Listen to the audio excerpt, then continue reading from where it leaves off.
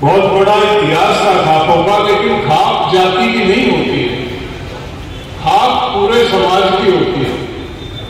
खाप का चौधरी किसी जाति का चौधरी नहीं होता, उसकी खाप में जो भी लोग बसते हैं वो तमाम लोगों की सरपरस्ती करता जातीय संगठन नहीं है, वो सामाजिक संगठन। बिरादरी के लोगों ने ये सोचा कुछ विषय ऐसे हैं जो जाति से जुड़े हैं, तो एक संगठन ऐसा होना चाहिए जिसमें विशुद्ध रूप से जातीय संगठन हो, जाति के लोग इकट्ठा हो और अपनी लड़ाई को लड़ सके। अगर खाप से काम चलता तो जाट महासभा नहीं बनती। वो लोग सब धरातल के लोग थे, समाज से जुड़े हुए लोग थे। जाट समाज की स्थापना 1907 में हुई और उसमें 4 मुद्दे तय किए गए। सामाजिक कुरीतियां, उनको दूर करना, समाज में शैक्षिक उत्थान, समाज का आर्थिक उत्थान और समाज को संगठित करना। ये 4 मुद्दे तय किए गए। ये 1907 में भी प्रासंगिक थे और आज भी प्रासंगिक हैं। ना हम इसमें कुछ जोड़ रहे हैं, ना इसमें कुछ घटा रहे हैं। जो हमारे बुजुर्ग तय करके गए हम उसको लेकर का नहीं करते। सबसे पहला सामाजिक उत्थान। किसी भी समाज का सामाजिक उत्थान जब होगा उस समाज में सामाजिक कुरीतियां नहीं। 1907 में हमारे समाज में बहुत चीजें नहीं थी, तो भी उन्होंने कार्य शुरू किया। आज तो हमारा समाज बड़ी तेजी के साथ अपने बुजुर्गों के बताए हुए मार्ग को भूलकर दिशा वर्जित होकर पतन की तरफ जा रहा। 1907 में इतनी आवश्यकता नहीं थी जितनी आज संगठित होने की आवश्यकता है। 1907 में भाईचारा भी आज से ज्यादा था। 1907 में हमारे समाज में शराब नहीं थी। 1907 में हमारे समाज में दहेज नहीं था। उन्होंने मृत्यु भोज के खिलाफ बड़ा सशक्त आंदोलन चलाया था। उस समय काम किया उसने, समाज में उन्नति हुई। उस समय कुरीतियों के खिलाफ एक लड़ाई लड़ी गई। जाट का चरित्र जो है पोप और पाखंड में पढ़ना नहीं था। जाट कर्मयोगी है, जाट मेहनत से कमा के खाता, वही उसकी पूजा, वही उसका आराध्य, वही उसका देव। जाट 2500 साल पहले बौद्ध बना, तमाम जाट बौद्ध बना।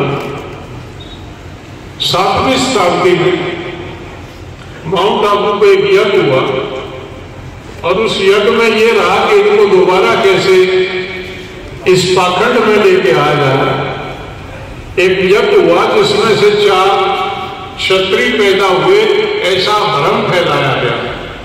आग में चींटी भी पैदा नहीं होती, यज्ञ में आदमी पैदा हो जाएगा।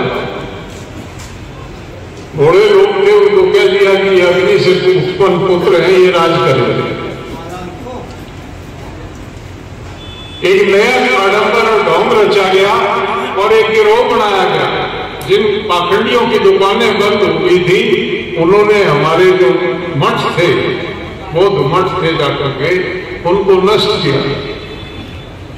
2.5 लाख लोग मारे गए थे।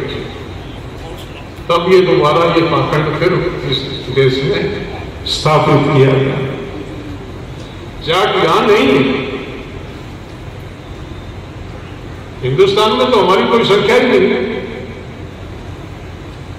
पूरा पाकिस्तान जाटों का, अफगानिस्तान जाटों का, कजाकिस्तान जाटों का, तुर्कमेनिस्तान जाटों का, जो रशिया के टुकड़े 14 टूटे हैं, उसमें 9 जाट हो गए। ईरान, इराक, टर्की, ये सब जाट थी। ये गए क्यों? क्योंकि ये पाखंड का विरोध करते थे और जिसने भी इनको उस पाखंड से हटके रास्ता बताया ये उसको मानने लगे। 7वीं शताब्दी में जाट ने इस्लाम कबूल कर लिया। पाकिस्तान में इस्लाम नहीं था। अफगानिस्तान में राजा जयपाल सिंह था, वो जाट था।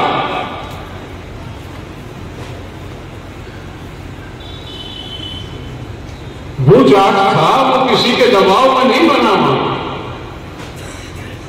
वहां जब दाहिर राजा बना, षड्यंत्र करके जब जयपाल सिंह को मार दिया गया, दाहिर राजा बना, तो दाहिर ने वहां एक नियम बना दिया, जाट घोड़े पे नहीं बैठेगा, जाट कुत्ता साथ लेके चलेगा, जाट बाल नहीं कटवाएगा, चड्डा रूप रहेगा।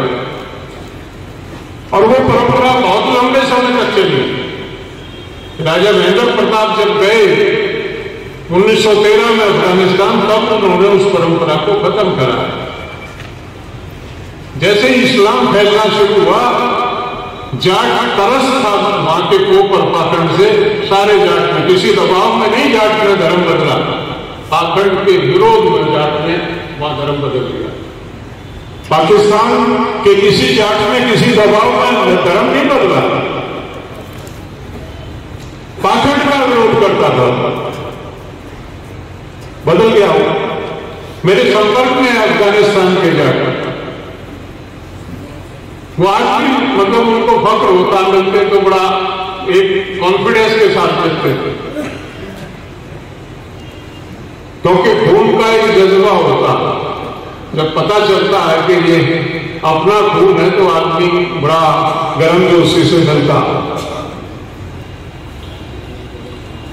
इस्लाम में जाट गया, गुरु नानक देव आए, उन्होंने कहा कि वो एक ओंकार, जाट यही कहता है, एक ओंकार का नारा जाट का। जिसने भी एक ओंकार की बात करी उसी के पीछे हो जाता। गुरु नानक देव के साथ चलते। और जो बचे हुए थे वो स्वामी दयानंद के साथ चलते थे, स्वामी दयानंद के साथ चलते। स्वामी दयानंद सत्यार्थ प्रकाश में लिखते हैं, उत्तरी भारत के मैदानी क्षेत्र में एक ऐसी जाति बसती है, जो मैं कहना चाहता था वो उनके आचरण में है। अगर देश की सभी जातियां ऐसी हो जाएं तो इस देश से कोप और पाखंड का विनाश हो जाए। ये सत्यार्थ प्रकाश में लिखा। हम आर्य समाज स्वामी दयानंद ने नहीं बनाए, वो स्वयं लिखते हैं कि हम उससे पहले थे। वो सारी बातें हमारे आचरण में थी, भाषण में नहीं। भाषण तो बहुत देते हैं, आचरण में होना बहुत बड़ी बात है। जाट का तो शुद्ध आचरण है। जाट अपने शरीर से, डील डोल से पहचाना जाता, जाट अपने मेहनत से पहचाना जाता, जाट अपनी भाषा से पहचाना जाता है, और जाट अपने आचरण से पहचाना जाता। वो झूठ नहीं बोलता, वो ठगी नहीं करता, वो कमा के खाता, वो किसी को दुखी नहीं देख सकता। उसका पड़ोसी दुखी है, उसके घर में रोटी नहीं है तो पहले उसके घर भेजेगा, फिर अपने घर खाता। ये चरित्र है जाट।